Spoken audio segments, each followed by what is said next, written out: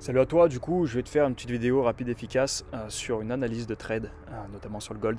On est allé chercher 270 pips, si je ne m'abuse. On est allé chercher un Total Mine aussi, donc ça c'est cool. Première des choses, dans le groupe, j'avais marqué justement que macroéconomiquement, on avait toujours un order flow qui était haussier sur l'or. On avait une politique monétaire assez divergente, etc.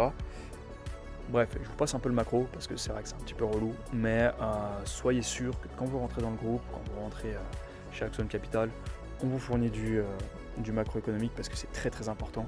Et honnêtement, vous pouvez même trader sans du technique, juste avec du macroéconomique, vous pouvez juste trader. Mais bref, pour les sceptiques, en tout cas en scalping, c'est vrai que c'est mieux. Mais en intraday et en swing, vous pouvez trader juste avec du macro. Maintenant, je vais vous expliquer un petit peu ce trade. L'image là que je viens de vous mettre, vous voyez qu'on a quand même un order flow haussier en M30 là, bon, même en H4 et autres. Mais voilà, grosso modo, on est toujours dans un order flow haussier. Là, je repasse sur le trade d'aujourd'hui et je vais aller zoomer en M15 pour vous expliquer. En soi, c'était pas un trade supra compliqué. J'avais mon order flow, j'ai attendu des prises de liquidité et puis après ensuite on allait chercher à la hausse.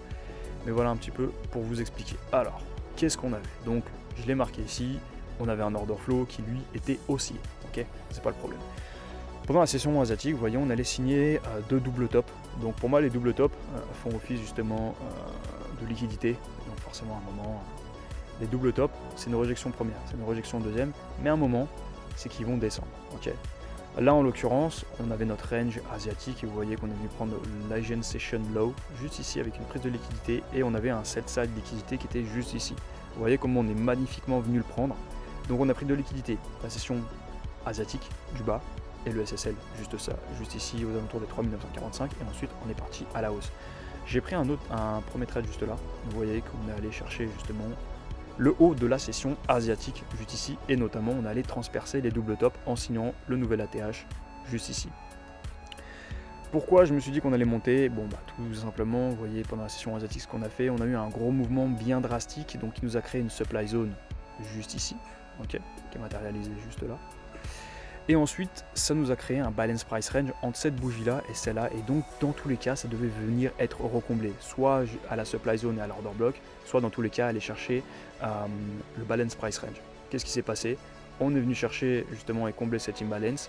On est venu chercher le BPR ici, le balance price range, et on est allé chercher la supply zone. Donc en soi, c'était pas un trade super compliqué, il fallait juste un petit peu attendre et avoir une entrée un petit peu sniper. Et ouais, c'est vrai que je l'avais pris vers 10h45, 11h. Donc assez fier de ce petit trade qui nous a rapporté 270 pips, un peu plus même, et qui nous a, comme vous le voyez ici, rapporté 6,72 RR. Donc voilà un petit peu pour l'analyse sur ce trade-là. J'espère que la vidéo vous aura plu. Si vous avez des questions sur cette dernière, vous allez juste aller sur axon-capital.com et puis on se fera un plaisir de répondre à vos questions. Allez, sur ce, je vous souhaite une bonne fin de journée. Bye bye.